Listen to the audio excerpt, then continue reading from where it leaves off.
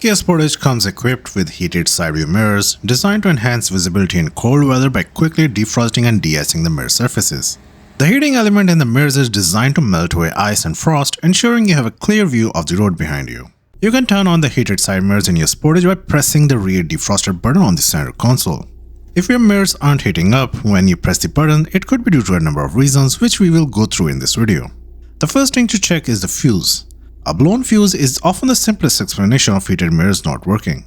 The fuse for the heated mirrors is located in the passenger compartment fuse box on the driver's side under the dashboard. Grab the handle on the fuse box cover and pull it towards you. Now flip the cover and you will see a diagram printed on the back, providing a clear reference for identifying the location and function of each fuse. Look at the last fuse in the second last column with heated side view mirror symbol. It's a 10 amp fuse.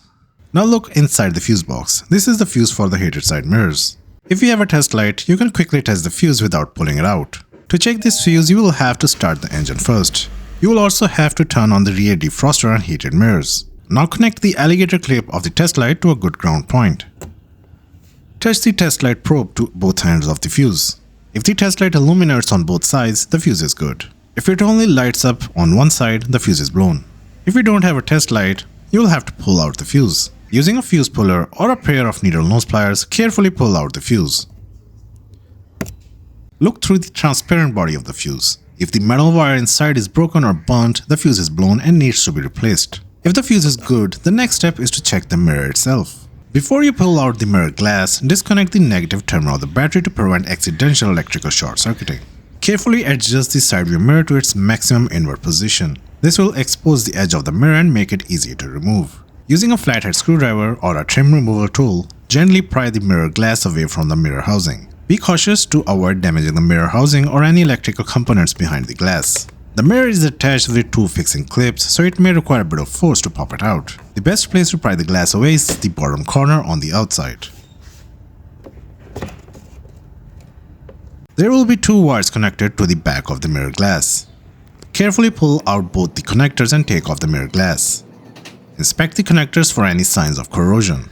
It's time to test the mirror glass itself to ensure the heating element is functioning properly.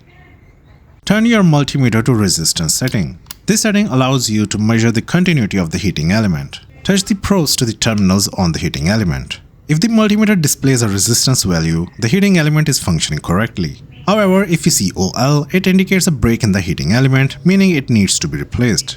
If the heating element is working on the glass, the next step is to test the voltage at the connections. For this, we will have to reconnect the battery. But before doing that, make sure the connectors don't touch each other as it can cause a short circuit. Now start the engine and turn on the heated side view mirrors.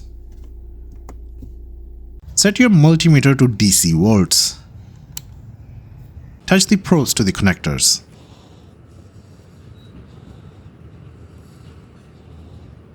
You should see over 12 volts on the multimeter. If you don't see a reading, then it means there is either a broken wire or connection somewhere. It could also mean the switch or the control module is not functioning properly. Further diagnosis is needed with the help of an OBD scanner. If this video helped you out, give it a like and subscribe to Wheels Joint for more car troubleshooting tips. Thanks for watching.